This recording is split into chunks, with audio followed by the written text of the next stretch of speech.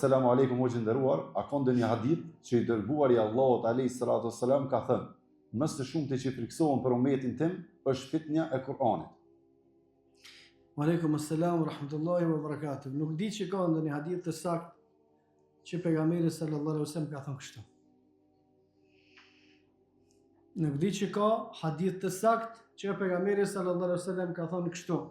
Më shumë që i friksohem ummetit tim është fitnja e Kur'anit. Fitnja e Kur'anit. Ja, nuk ka hadith të saktë kështu. Ka një hadith tjetër që është i dobët gjithashtu. Pejgamberi sallallahu alaihi wasallam ka thënë: "Elaku ummeti, shkatrimi i ummetit tim është në Kur'an edhe në qumsht." Në libër, në fakt, jo në Kur'an, në kitab, në libër edhe në qumsht. Por hadithi është i dobët. Nuk është i saktë.